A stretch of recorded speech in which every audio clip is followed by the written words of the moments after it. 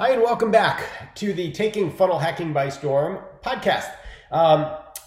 Purpose of this podcast is to help you understand how 97 entrepreneurs just like you each created their own seven-figure business online, and how you are literally just one funnel away from your own seven-figure success story. Now, yesterday, I had an episode where I talked about becoming a meaningful specific. The late, great Zig Ziglar said, you don't want to be a wandering generality, you have to become a meaningful specific. So I gave a couple of examples in there about the different markets that are your business probably falls into, either wealth, health, or relationships, and that was your core market.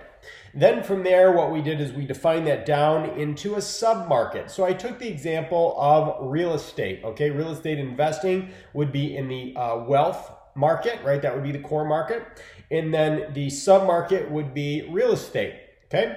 Then what I did from there is I broke that down into the niche, right? Where you want to focus. In order to become a meaningful specific, you have to focus on something. So the niche would be flipping real estate, okay? Not just any real estate, not commercial real estate, but actually residential real estate is the one that I focused on. And then today I want to even narrow that down even further. And what I want to focus on is flipping residential real estate that's high-end residential real estate, right? Not the low-end type of the stuff. This would be more high-end. So why do we need to define that before we talk about what we're going to talk about today? Well, it's really, really important that first we understand exactly who we are and what we're bringing to the marketplace. Then and only then can we find out if there are actually other people that are interested in drinking the Kool-Aid that you're drinking, right? You're obviously excited, you're obviously passionate about it, but we have to make sure that in order for us to create a funnel around this, that there are other people out there that are interested in it as well. So this is actually going to be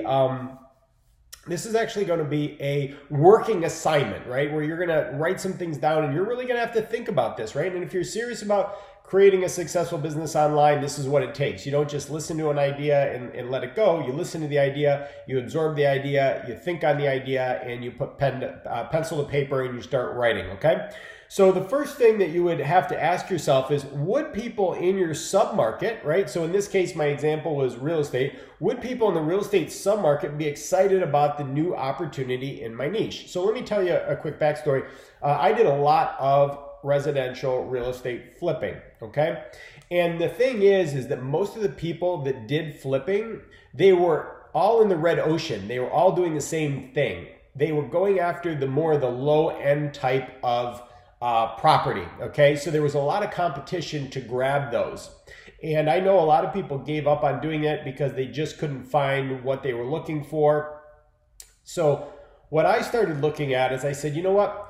I'm really not interested in a lot of these lower end properties because they're a lot harder to be able to sell. They're not in the best areas. Yes, they're inexpensive to get, but they're much more difficult to turn over. So instead, what I want to do is I want to focus specifically on higher end homes. And so when I changed my focus and when I started looking at that, right, I was able to find that there was an abundance of these opportunities out there. It's just other people weren't going after them, right? It was out of their comfort zone.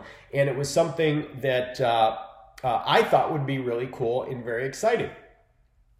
So what ended up happening is I started flipping houses at the higher end, at those higher price points. And what I ended up doing is I ended up starting to teach other investors, right? Other people. They knew who I was.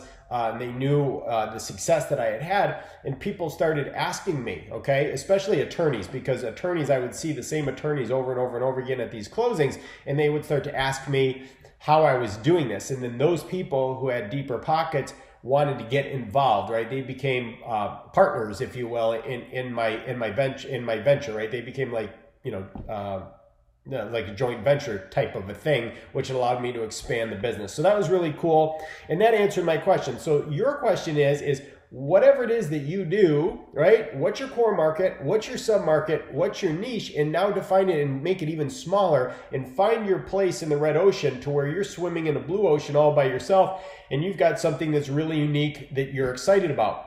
From there, you have to ask yourself, would people in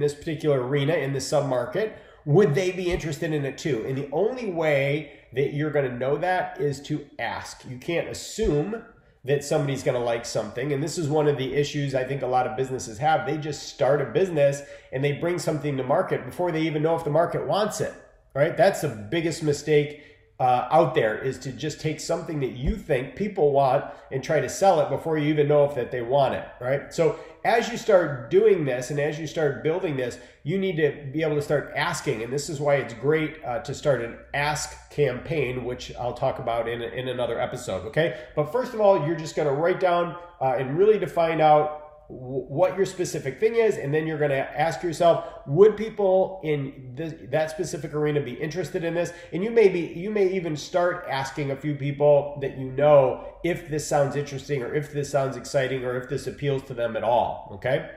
Now the next question is, are the people that are in your particular market, right, are they irrationally passionate about your topic? Do they like to geek out on it as much as you do, right? Are they the kind of people that get together in groups on Facebook to discuss it, and they're asking ideas back and forth and back and forth and back and forth? That's how it is with my 2 Comma Club group with ClickFunnels, right? The people that are in that group are all very similar to me, and they like to geek out together, right? They get on that, and they're asking each other questions, and they're sharing successes, and they're really into it, trying to figure out how to better themselves. And we literally have events like every quarter. Matter of fact, there is a cruise going on, right, where all of these people come together, and now they're even having fun together. So they're irrationally passionate about what they're doing about building their businesses. So the question is are you in front of people that are as irrationally passionate about your offering or your market as you are? And if not, the next question is going to come down to this. It's not really a question. This is where your assignment is. Very few people will take this step, and this is what separates, right, the whether or not you win or you lose. And the winning is in the doing, right? It's not about thinking about it, it's about actually doing it. So here's the thing. What you need to do right now is you need to start making a list, right? And you're gonna make a list of any place that you can think of where your community congregates, okay? You're looking for your people. This is what you're looking for, right? So any online forum, message boards, social groups, Facebook would be a good example of that. So if I am looking to flip high-end residential real estate, where do people that might do that hang out? I need to think, and I need to search, and I need to put in keywords, and I need to search on Facebook, and I need to search Google, and I need to try to find where these particular people hang out. What kind of magazines do they read? What kind of courses, or what other people in real estate might they follow? How do I really target these people? Visit the list again and just keep working on it until eventually you have a pretty decent list. That list is how you're actually going to start targeting these people, right? This is how you're going to start marketing to these people using your funnel. So are you willing to put in the work?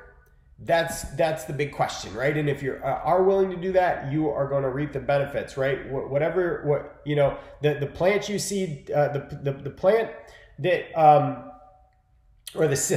the seed that you plant today is not going to produce the immediate fruit. It's all of this work that we do that leads up to having this great harvest. Okay, right? So you reap what you sow. It's so true. And so that will be your walkaway assignment for today. So get to work. Take a look at any place where your people, right, where people congregate, that you're gonna target, right? So Facebook, you're gonna look at YouTube, you're gonna Google search, you're gonna look for blogs, you're gonna look for other podcasts, and you're gonna just start compiling this big list, because this is where you are gonna find the people that you can ask whether or not this is something they're interested in. And then if you create this ask campaign, which we'll talk about later, right? Once you find out what they want, we'll ask them very specifics about what it is that they're interested in or exactly what they're looking for. Now what we can do is we can shape our offer for our funnel around those things, and then simply deliver and give them exactly what they're looking for.